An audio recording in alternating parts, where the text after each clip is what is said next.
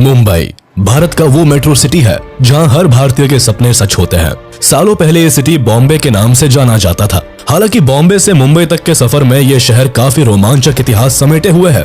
आपको जानकर हैरानी होगी कि भारत का कमर्शियल एंड फाइनेंशियल कैपिटल कहे जाने वाला ये शहर एक समय पर दहेज के रूप में एक विदेशी राजा को शादी के दौरान दे दिया गया था। सपनों की नगरी कहे जाने वाले इस शहर ने सदियों से कई बदलाव देखे। आज आपको मुंबई का जो चेहरा देखने को मिलता है ये हमेशा से वैसा नहीं था, बल्कि ये तो 7 आइलैंड में बटा हुआ आर्किपेलागो था, जिसे आर्किपेलागो ऑफ 7 आइलैंड्स के नाम से जाना जाता था। आखिर कैसे ये आइलैंड्स मिलकर एक शहर बने, किसने इस पोर्ट टाउन को बसाया और आखिर बॉम्बे मुंबई कैसे बना। सिविलाइजेशन की बात करें तो इंडिजीनियस ट्राइब स्टोन एज से ही इन सभी आइलैंड्स पर रहा करते थे। कोलिस एंड आगरी नाम के ट्राइबल्स यहाँ के सबसे अर्लीस्ट नोन सेटलर्स थे। दरअसल सदियों पहले बॉम्बे शहर था ही नहीं, बल्कि ये जगह कई आइलैंड्स में बटा हुआ था। इस जगह पर बॉम्बे, कोलाबा, लिटिल कोलाबा, मजगांव, परेल, वर्ली और माहिम नाम के 7 अलग अलग आइलैंड्स हुआ करते थे। ये आइलैंड्स कुछ दूरी पर एक दूसरे से अलग अलग बसे हुए थे। उन दिनों यहाँ केवल fishing villages, marshes, mud flats, caves, temples and hills ही देखने को मिलते थे। इन आइलैंड्स में रहने वाले ज्यादातर लोग मछुआरे थे जो यहाँ मछली पकड़कर अपना जीवन चलाते थे। इसके अलावा भी कई कम्युनिटीज इन आइलैंड्स में रहती थी। सबसे मजेदार बात यह है कि 7 आइलैंड्स अलग अलग कल्चर को फॉलो किया करते थे और इन सबके इंडिजीनियस किंग्स हुआ करते थे। 3rd सेंचुरी BCE से लेकर 1348 तक यहाँ पर अलग अलग हिंदू डायनेस्टीज ने राज किया। सबसे पहले यहाँ मौर्यन किंग अशोका का राज हुआ करता था, लेकिन 185 BCE में मौर्य एम्पायर के डिक्लाइन के साथ 2nd सेंचुरी BCE से लेकर 10th सेंचुरी CE तक इन आइलैंड्स पर वेरियस इंडिजीनियस डायनेस्टीज ने राज किया, जिसमें सतवाहनस, अभिरास, वाकटकस, कालाचूरिस, कोंकण चालुक्यास, राष्ट्रकूटास, सिल्हारस और छोलास शामिल थे। 1348 में दिल्ली सल्तनत ने इन सभी आइलैंड्स पर कब्जा कर लिया और यहीं से हिंदू रूलर्स की संप्रभुता भी समाप्त हो गई। 1348 से लेकर 1391 तक यहाँ पर दिल्ली सल्तनत का कंट्रोल रहा और इसी दौरान नजीरुद्दीन मोहम्मद बिन तुगलक, जो कि दिल्ली सल्तनत के सुल्तान थे, उन्होंने जाफर खान को गुजरात का गवर्नर बना दिया था। जल्दी ही 1398 में जब तुगलक डायनेस्टी कमजोर हो गई, तब जाफर खान ने मौके का फायदा उठाते हुए अपनी गुजरात सल्तनत की नींव डाल दी। इसी पावर शिफ्ट के साथ बॉम्बे भी अब गुजरात सल्तनत का हिस्सा बन गया। वैसे तो कहने को पोर्चुगीज 1509 में ही बॉम्बे पहुंच गए थे, लेकिन इन्हें बॉम्बे को पूरी तरह हासिल करने में 2 दशक तक का समय और लगा। 1534 में बॉम्बे पूरी तरह से पोर्चुगीज के कब्जे में आ गया। हालांकि पोर्चुगीज ने बॉम्बे पर ज्यादातर एग्रीकल्चरल एंड रिलीजियस डेवलपमेंट्स ही किए, तब भी इन्होंने शहर के चारों ओर रोड, कॉजवेज एंड कई फोर्ट्स का निर्माण किया, जिसमें Bombay castle, Bandra fort and mud fort जैसे कई किले भी शामिल है, जिससे इन आइलैंड्स में कम्यूट करना काफी इजी हो गया। पोर्चुगीज ने लगभग 1 सेंचुरी तक यहाँ राज किया और आखिरकार एक मैरिज ट्रीटी में पोर्चुगीज किंग जॉन 4 ने अपनी बेटी की शादी करते वक्त ये आइलैंड्स ब्रिटिश किंग चार्ल्स 2 को दहेज में दे दिया। 20th में 1498 में Portuguese explorer Vasco da Gama सबसे पहले यूरोपियन ट्रेडर के रूप में इंडिया के मालाबार कोस्ट कालीकट पहुंचे। अपने अराइवल के कई साल बाद 1505 में पोर्चुगीज के first viceroy Francisco de Almeida ने कोचिन में अपना पहला हेडक्वार्टर्स एस्टैब्लिश किया और 1510 में बीजापुर सल्तनत को हराकर गोवा को कैप्चर कर उसे अपना परमानेंट सेटलमेंट बना लिया। पोर्चुगीज का भारत में आना इन सभी आइलैंड्स को पूरी तरह से बदल कर रखने वाला था। सबसे पहले दिसंबर 1508 में Portuguese viceroy Francisco de Almeida Cannanore से दियो तक के अपने अभियान के दौरान बॉम्बे पहुंचते हैं। इन्होंने अपने शिप को बॉम्बे आइलैंड के किनारे लगाया। बॉम्बे का अरेबियन सी से लगे होने की वजह से अल्मीडा को ये जगह काफी पसंद आई। अल्मीडा इन पोर्ट्स को देखकर इतने खुश हुए कि इन्होंने इस पोर्ट का नाम बॉम्बाहिया दिया, जिसका मतलब था गुड बे। बाद में ये सभी आइलैंड्स बॉम्बाहिया के नाम से पॉपुलर होने लगे। जब 1661 में ब्रिटिश क्राउन ने इन सभी आइलैंड्स पर अपना कब्जा जमाया, तब इसका नाम बदलकर बॉम्बे कर दिया। धीरे धीरे इन सारे आइलैंड्स को बॉम्बे नाम से बुलाया जाने लगा। हालांकि अल्मीडा ने यहाँ 1508 में ही विजिट कर लिया था, लेकिन पोर्चुगीज को बॉम्बे तक आने में 1 साल का समय लग गया। दरअसल बॉम्बे आइलैंड्स उन दिनों सुल्तान बहादुर शाह, जो कि गुजरात सल्तनत के किंग थे, उनके अंडर आता था, इसलिए पोर्चुगीज यहाँ सीधे तौर पर नहीं आ सके। हालांकि पोर्चुगीज लगातार गुजरात सल्तनत के साथ कॉन्फ्लिक्ट्स में थे। इसी दौरान पुर्तगालियों ने माहिम क्रीक पर अपनी जीत हासिल कर ली और 21 जनवरी 1509 को गुजरात सल्तनत के एक जहाज पर कब्जा करने के बाद अपनी पहली यात्रा बॉम्बे आइलैंड के लिए की। लेकिन इससे उन्हें कोई खास सफलता नहीं मिली, क्योंकि बहादुर शाह ने इन आइलैंड्स को फिर से रिकैप्चर कर लिया था। लगातार हो रहे कॉन्फ्लिक्ट्स के बावजूद पोर्चुगीज ने 1526 में बसाइन, जिसे अब वसई के नाम से जाना जाता है, वहां अपनी पहली फैक्ट्री खोली। इन दिनों बहादुर शाह ने इन आइलैंड्स में इस्लाम को काफी प्रचलित किया था, लेकिन वो लगातार मुगल मराठा वॉर्स में फंसे रहते थे, जिसकी वजह से उनका इन्फ्लुएंस इन आइलैंड्स में काफी कम हो गया था। पोर्चुगीज इस मौके की तलाश में काफी दिनों से थे और अब उन्हें ये मौका मिलने ही वाला था। 1528 से 1529 के दौरान पोर्चुगीज गवर्नर लोपो वास डे सैम्पायो ने गुजरात सल्तनत से फोर्ट ऑफ माहिम को छीन लिया। इस वक्त तक मुगल एम्परर हुमायूं भी मुगल एम्पायर को बढ़ाने में जुटा हुआ था। गद्दी संभालते ही उसने अपना रुख बिहार और गुजरात की तरफ कर लिया। बहादुर शाह को एहसास होने लगा था कि जल्द ही हुमायूं अब गुजरात को उससे छीन लेगा। दिन ब दिन बहादुर शाह का ये बढ़ता हुआ डर उन्हें पोर्चुगीज से दोस्ती करने पर मजबूर करने लगा, लेकिन पोर्चुगीज के एम्बिशन कुछ और ही थे। एक साइड जहां बहादुर शाह की हुमायूं से इनसिक्योरिटीज बढ़ती ही जा रही थी, तो वहीं दूसरी ओर पोर्चुगीज ने बहादुर शाह के इस डर का फायदा उठाया। पोर्चुगीज ने हुमायूं के अटैक से गुजरात सल्तनत को बचाने और उनका साथ देने के बदले 23 दिसंबर 1534 को बहादुर शाह के साथ ट्रीटी ऑफ बसाइन को साइन किया। इस ट्रीटी के तहत बहादुर शाह ने 7 आइलैंड्स ऑफ बॉम्बे एंड बसाइन को पोर्चुगीज को सौंप दिया और इसी के साथ बॉम्बे एंड बसीन पर से गुजरात सल्तनत का एंड हो गया। बॉम्बे पर कब्जा करने के बाद पुर्तगालियों के हाथों में बॉम्बे के 7 आइलैंड्स थे। अब उनका मेन एम था इन आइलैंड से स्पाइस ट्रेड एंड क्रिश्चियनिटी को प्रमोट करना। क्योंकि सालों से यहाँ इस्लामिक रूल था, इसलिए यहाँ की सोसाइटी काफी कंजर्वेटिव थी। यहाँ का माहौल बदलने के लिए पोर्चुगीज ने यहाँ इंटर मैरिज करना शुरू कर दिया। इसके साथ ही यहाँ कई चर्चेज बनवाए गए। हालांकि पोर्चुगीज के शासन के दौरान इन आइलैंड्स में ज्यादा बड़े लेवल पर कोई डेवलपमेंट नहीं हुआ, फिर भी उन्होंने इन एरियाज को अपने हिसाब से डेवलप किया। रोमन कैथोलिक चर्च को स्ट्रांगली सपोर्ट किया। उस टाइम तक बॉम्बे में इनका ट्रेड काफी जोरों से चलने लगा था। कॉटन, कोकोनट, कॉयर, स्पाइसेस की ट्रेड ने यहाँ काफी जड़ें फैलाई। ट्रेड में रफ्तार के साथ पोर्चुगीज ने यहाँ कई ट्रेडिंग सेंटर्स, बिल्डिंग्स और चर्चेस को भी बनवाया। कच्चे माल को पोर्ट तक लाने ले जाने के लिए उन्होंने रोड्स एंड कॉजवेज भी बनवाए। 16th सेंचुरी खत्म होने के साथ ही पोर्चुगीज ने इंडियन ओशन सहित भारत में अपनी पकड़ मजबूत कर ली थी। लेकिन पोर्चुगीज की बढ़ती आमदनी और मोनोपोली को देखते हुए कई दूसरे यूरोपियन कंट्रीज, खासकर स्पेन ने पोर्चुगीज पर हमले शुरू कर दिए। इसी बीच स्पेन ने पोर्चुगल पर अटैक कर उन पर कब्जा कर लिया। हालांकि भारत अब भी सुरक्षित था, लेकिन जल्दी ही यहाँ इंग्लिश मर्चेंट ने नवंबर 1583 में एंट्री की, जिसके साथ ही ब्रिटिशर्स और पोर्चुगीज में भारत के डिफरेंट एरियाज पर वर्चस्व को लेकर लड़ाई छिड़ गई। दूसरी कई यूरोपियन पावर्स इंडिया में पोर्चुगीज के स्पाइस ट्रेड मोनोपोली को खत्म करना चाहते थे, इसीलिए वो लगातार भारत में मुगल एम्परर से बिजनेस करने की मंजूरी मांग रहे थे। वहीं दूसरी ओर पोर्चुगीज मुगल किंग को काफी ज्यादा टैक्स देते थे, जिसकी वजह से ये राजा दूसरे यूरोपियन ट्रेडर्स को कोई मौका नहीं दे रहे थे। इसी दौरान 1612 में ईस्ट इंडिया कंपनी ने सूरत के स्वाली में अपने शिप्स को लगाया और यहाँ के गवर्नर से ट्रेड करने की मंजूरी मांगी, लेकिन बदले में उनके 2 ट्रेडर्स को गिरफ्तार कर लिया गया। जिसके बाद पोर्चुगीज और ब्रिटिश ईस्ट इंडिया कंपनी के बीच में यहाँ एक बैटल हुई, जिसमें ईस्ट इंडिया कंपनी जीत गई। इस बैटल को बैटल ऑफ स्वाली कहा जाता है, जिसमें पहली बार पोर्चुगीज को किसी दूसरी यूरोपियन कंपनी ने हराया था। इस जीत के बाद पोर्चुगीज की इंडिया में न सिर्फ ट्रेड मोनोपोली खत्म हुई, बल्कि उनकी क्रेडिबिलिटी भी खराब हो गई। इसके साथ ही ईस्ट इंडिया कंपनी को इंडिया के कुछ एरियाज में ट्रेड की परमिशन भी मिल गई। एक तरफ ब्रिटिशर्स अपने ट्रेड को भारत में एक अच्छे लेवल पर ले जाने के लिए जी जान लगा रहे थे, तो दूसरी ओर middle of the 17th century तक भारत में डच की पावर काफी ज्यादा बढ़ती नजर आ रही थी।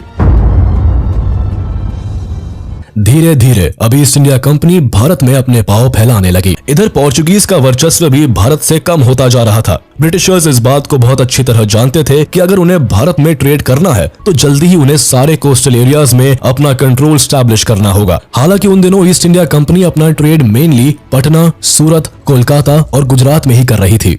लेकिन दूसरी कंट्रीज को भारत में आने से रोकने के लिए उन्हें वेस्टर्न कोस्ट को भी सुरक्षित करना था। बॉम्बे आइलैंड्स भी इंडिया के वेस्टर्न कोस्ट में ही था, जहां अरेबियन सी के रास्ते थे। दूसरे कंट्रीज के ट्रेडर भारत की तरफ आ सकते थे। ईस्ट इंडिया कंपनी किसी भी हाल में किसी और को भारत पर अपना राज जमाने नहीं देना चाहती थी, जिस कारण ईस्ट इंडिया कंपनी के सुझाव पर ब्रिटिश एम्पायर की सूरत काउंसिल ने बॉम्बे को पोर्चुगल के किंग जॉन 4 से एक्वायर करने के बारे में सोचा। इस सोच को हकीकत में लाने के लिए ब्रिटिशर्स ने पोर्चुगीज के सामने मैरिज का प्रपोजल पेश किया, जिसमें British king Charles II of England और Portuguese princess Catherine of Braganza, जो कि पोर्चुगीज किंग जॉन 4 की बेटी थी, उनकी शादी का प्रपोजल दिया गया।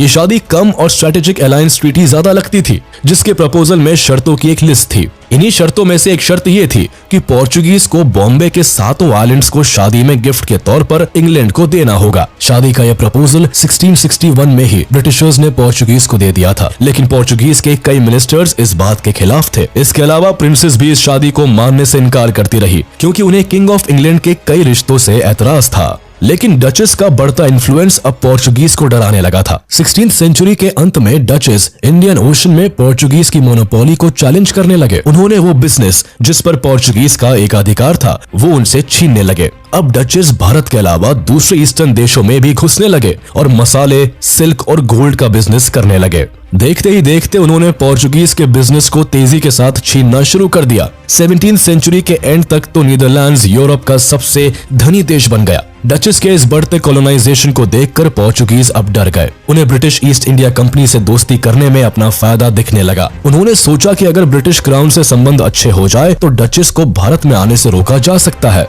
इसी बात को मद्देनजर रखते हुए वो भी मैरिज ट्रीटी पर अग्री हो गए। फिर 1668 में शादी हुई और शादी के बाद 27 मार्च 1668 को बॉम्बे आइलैंड्स पर इंग्लैंड का राज हो गया। अब पोर्चुगीज के लिए ऐसा करना कोई बड़ी चीज नहीं थी। उन्होंने बॉम्बे का वो उभरता भविष्य नहीं देखा था जो ब्रिटिशर्स देख पा रहे थे। इस कारण शादी का प्रस्ताव मानते हुए दोनों देशों के बीच रिश्ते कामयाब रहे और दहेज में बॉम्बे इंग्लैंड के किंग को सौंप दिया गया। इंग्लैंड के राजा चार्ल्स II को डाउरी में बॉम्बे आइलैंड्स के अलावा मोरक्को के पोर्ट ऑफ टैंजियर को भी गिफ्ट किया गया था। इसके साथ ही ब्रिटिशर्स को ब्राजील और पोर्चुगीज ईस्ट इंडीज में ट्रेडिंग की भी इजाजत मिली। पोर्चुगल में रहने वाले इंग्लिश रेजिडेंट्स को रिलीजियस एंड कमर्शियल फ्रीडम दी गई और शादी पूरी होने के साथ ही करीब 2 मिलियन पोर्चुगीज क्राउन्स भी इंग्लैंड को दिए गए। बॉम्बे उस समय ईस्ट इंडिया कंपनी के लिए काफी इंपॉर्टेंट था, जिसकी कई वजह थी। ईस्ट इंडिया कंपनी बॉम्बे के जरिए आराम से अपने गुड्स को इम्पोर्ट एंड एक्सपोर्ट कर सकते थे और आने वाले समय में वो अपने ट्रेडिंग सेंटर को गुजरात के सूरत से बॉम्बे शिफ्ट करने वाले थे। इस आइलैंड की इंपॉर्टेंस को समझते हुए ईस्ट इंडिया कंपनी हर हाल में इसे हथियाना चाहती थी, जिस कारण कंपनी ने किंग से आइलैंड की मांग की और किंग ने 27 मार्च 1668 को केवल 10 पाउंड एनुअल रेंट के तौर पर ईस्ट इंडिया कंपनी को यह आइलैंड लीज पर दे दिया। ईस्ट इंडिया कंपनी ने बॉम्बे को अपने हाथ में लेते ही इसके रंग ढंग बदलने शुरू कर दिए। सबसे पहले कंपनी ने यहाँ की डेवलपमेंट पर ध्यान देते हुए कई चेंजेस करने शुरू किए। ब्रिटिशर्स ने यहाँ कई कुएं, वेयर हाउसेस और कस्टम हाउसेस बनवाए। इसके अलावा ब्रिटिशर्स ने बॉम्बे कासल के आसपास फोर्टिफिकेशंस भी करवाए और एक सिविल कोड भी बनवाया। बॉम्बे का पहला governor English east India company के प्रेसिडेंट जॉर्ज ऑक्सेंडेन को बनाया गया। डेवलपमेंट और एडमिनिस्ट्रेशन के काम के साथ कंपनी ने यहाँ अपने बिजनेस को भी तेजी से स्प्रेड करना शुरू कर दिया। लेकिन बॉम्बे में बिजनेस को बढ़ाने के लिए पहले इस जगह को फर्दर डेवलप करने की जरूरत थी। उस समय आइलैंड पर हेल्थ फैसिलिटीज ना के बराबर थी और इसी वजह से यहाँ काफी बीमारियां फैलती रहती थी, जिस कारण लोगों का यहाँ काम करना काफी मुश्किल था। इस प्रॉब्लम को टैकल करने के लिए ब्रिटिशर्स ने यहाँ कई हॉस्पिटल्स और मेडिकल ट्रीटमेंट की फैसिलिटीज अवेलेबल करवाई। मेडिकल फैसिलिटीज के चलते बॉम्बे की पॉपुलेशन में काफी सुधार देखा गया। 1661 से 1675 के बीच बॉम्बे की पॉपुलेशन में बढ़ोतरी देखी गई और जो पॉपुलेशन एक समय पर केवल 10,000 थी, वो मेडिकल ट्रीटमेंट के चलते 60,000 के करीब आ गई। मेडिकल की प्रॉपर फैसिलिटीज और पॉपुलेशन ग्रोथ के कारण यहाँ ट्रेड करना भी आसान हो गया और इंडिया और ब्रिटिश मर्चेंट्स के अराइवल के साथ ही 17th सेंचुरी के एंड तक बॉम्बे में ट्रेड का डेवलपमेंट भी देखने को मिला। यहाँ salt, rice, Ivory, cloth, lead and sword blades का काम किया जाता था। बॉम्बे में जब ट्रेड ने अपनी ग्रोथ की तो 1710 तक ब्रिटिशर्स ने अपना बॉम्बे कैसल भी बनवा लिया। इस कैसल की मदद से ब्रिटिशर्स यहाँ 24 घंटे आसपास के एरियाज में नजर रखने लगे, जिसका फायदा ये हुआ कि आइलैंड पर यूरोपियन पायरेट्स और मराठास के सी अटैक्स काफी कम हो गए। वक्त के साथ साथ बॉम्बे ने ब्रिटिशर्स के बिजनेस में काफी मदद भी की, जिस कारण यहाँ के बढ़ते स्ट्रैटेजिक और पॉलिटिकल इंपॉर्टेंस को देखते हुए ईस्ट इंडिया कंपनी ने सूरत से बॉम्बे में अपना हेडक्वार्टर भी शिफ्ट कर लिया, जिसके बाद मिड 18th सेंचुरी तक बॉम्बे डायरेक्ट ब्रिटिश क्राउन के कंट्रोल में आ गया और यहाँ से बॉम्बे को एक मॉडर्न बॉम्बे बनाने का दौर शुरू हो गया। 1782 में विलियम हॉर्नबी बॉम्बे के गवर्नर बनते हैं। उन दिनों बॉम्बे 7 अलग अलग आइलैंड्स में बटा हुआ था, जो कि कई कारणों से विलियम हॉर्नबी को बॉदर करने लगा था। इसी वजह से उन्होंने एक ऐसे प्रोजेक्ट को शुरू किया जो कि अब बॉम्बे को हमेशा के लिए बदलने वाला था। दरअसल इन सभी आइलैंड्स पर आने जाने के लिए ब्रिटिश ट्रेडर्स को बोट और शिप का सहारा लेना पड़ता था। ऐसी हालत में जब भी बाढ़ या सुनामी आती थी तो ये सारे बोट्स बर्बाद हो जाते थे, जिससे कि ईस्ट इंडिया कंपनी को काफी नुकसान का सामना करना पड़ता था। इसके अलावा सूरत पोर्ट मुगल साम्राज्य का सबसे महत्वपूर्ण बंदरगाहों में से एक था, तो ईस्ट इंडिया कंपनी को मुगलों से हमेशा ही डर लगा रहता था। उन्हें अब एक नए बंदरगाह की जरूरत भी थी, जहां वो मुगल किंग्स की नजरों से दूर खुद को फ्लरिश कर सके। इसके अलावा सातों आइलैंड्स के एडमिनिस्ट्रेशन को संभालने में भी ईस्ट इंडिया कंपनी को दिक्कतें आ रही थी। इन्हीं सारी परेशानियों को दूर करने के लिए विलियम हॉर्नबी ने इन सातों आइलैंड्स को जोड़ने के लिए वेलार रिक्लेमेशन प्रोजेक्ट शुरू किया। इन्हें पता था कि जब ये सातों आइलैंड्स आपस में जुड़ जाएंगे तब यहाँ ट्रेड, डेवलपमेंट और एडमिनिस्ट्रेशन को मैनेज करना आसान हो जाएगा। इस सपने को हकीकत करने के लिए उन्होंने इन सातों आइलैंड्स के बीच कॉजवेज बनाने लगे, जिसे officially Hornby Vellard reclamation project का नाम दिया गया। इस प्रोजेक्ट का मकसद था कि सातों आइलैंड्स के बीच की दूरी को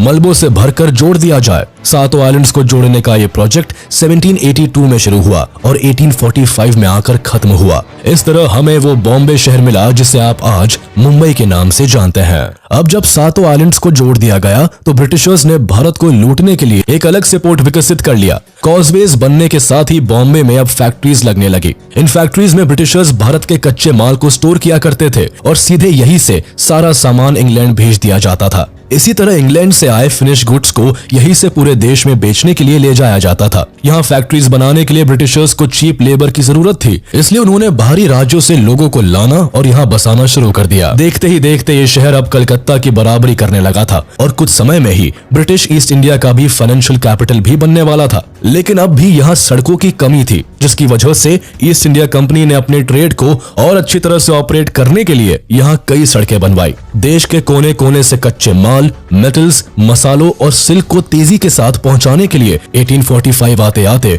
ब्रिटिश ने इंडिया में रेलवे सर्विसेज भी शुरू कर दी थी, जो कि बॉम्बे ब्रिटिश इंडिया के फाइनेंशियल हब के रूप में उभर गया था। तो यहाँ एलीट क्लास के ऑफिसर्स और लोग भी रहा करते थे। इन्हीं लोगों को फैसिलिटेट करने के लिए ब्रिटिशर्स ने भारत में पहली बार पैसेंजर ट्रेन भी बॉम्बे में ही चलाई थी।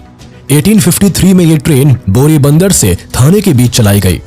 इसी बीच भारत में एक बड़ा बदलाव हुआ। भारत में 1857 की क्रांति ने जोर पकड़ ली। इस क्रांति के बाद ब्रिटिश क्राउन ने ईस्ट इंडिया कंपनी को भारत से डिसॉल्व कर दिया। हालांकि इसके बाद इंडियन ओशन ट्रेडिंग की बागडोर अब भी ईस्ट इंडिया कंपनी के पास थी। 1 जून 1874 को एक्ट ऑफ पार्लियामेंट के तहत ईस्ट इंडिया कंपनी को पूरी तरह से डिसॉल्व कर दिया गया। इसके बाद पूरा भारत अब सीधे ब्रिटिश क्राउन के अंडर आ गया और बॉम्बे सहित पूरे भारत की अफेयर्स की बागडोर अब ब्रिटिश राज के हाथों में चली गई। क्योंकि बॉम्बे भारत के सबसे उन्नत और बड़े शहरों में से एक था, इसलिए ब्रिटिश क्राउन ने इसे फर्दर डेवलप करने के कई प्लान्स पर काम किए। टाइम के साथ बॉम्बे काफी प्रॉस्पेरस होता चला गया। जैसे ही यहाँ फैक्ट्री सेटअप हुई और अर्बनाइजेशन शुरू हुआ।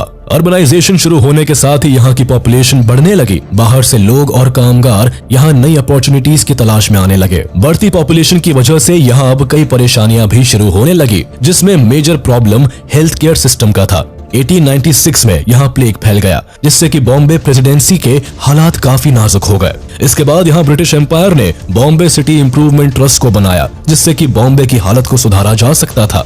इसके बाद इस ट्रस्ट ने यहाँ नए सेटलमेंट्स बनाए, जहाँ लोगों को सेटल किया गया। इस नए सेटलमेंट के दौरान ब्रिटिशर्स ने भारतीय कामगारों और आर्टिसंस को यहाँ से निकाल दिया, जिससे कि ब्रिटिशर्स को अपने फायदे के लिए और ज्यादा जमीनें मिल गई और जो भारतीय आर्टिसंस यहाँ रहा करते थे रातों रात बेघर हो गए। इसी ग्रुप ने बॉम्बे के चारों तरफ सी वॉल्स बनाने का काम शुरू किया। हालांकि यह प्रोजेक्ट काफी एम्बिशियस था और इसी वजह से इसका काम काफी लंबा चला। वर्ल्ड वॉर 2 के समय जब फाइनली मरीन ड्राइव का निर्माण हुआ, तब जाके ये सी वॉल का प्रोजेक्ट पूरा हो सका।